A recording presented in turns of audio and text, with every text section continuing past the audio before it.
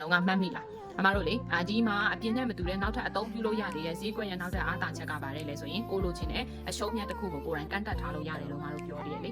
ဟုတ်လားနော်အဲ့တော့အဲ့ဒါကဒီမှာဘာထားလိုက်တာလဲဆိုရင်တိတ် profit နဲ့ stop loss လို့ခေါ်တဲ့ဟာထားလိုက်တာပေါ့ဆိုတော့ဒါကအမှက Android phone မှာထားတဲ့တိတ် profit stop loss ထားတဲ့ပုံစံပေါ့ဒီ iOS phone တွေမှာကြတော့ဒီလိုမျိုးပုံစံမဟုတ်တော့ဘူးတိတ် profit ဆိုတိတ် profit stop loss ဆို stop loss ဆိုပြီးတခါတည်းသူကပြထားပြီးတာဆိုတော့အဲ့တော့အမျက်အယူမယ်ဥမာ aware order တစ်ခုအတွက်အမျက်ကန့်တက်တယ်အရှုံးကိုကန့်တက်တယ်ဆိုတာဘယ်လိုမျိုးလဲအယောင် order တစ်ခုအတွက်ကောဘယ်လိုအမျက်တွေကန့်တက်ပြီးတော့အရှုံးတွေဘယ်လိုကန့်တက်လဲဆိုတာ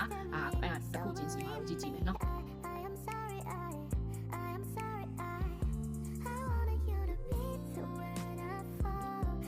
ဥမာကိုက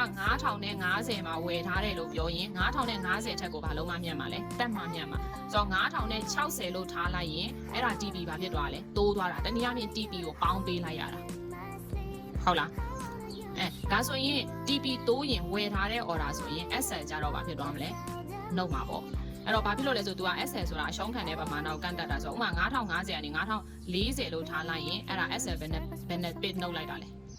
10 bit နှုတ်လိုက်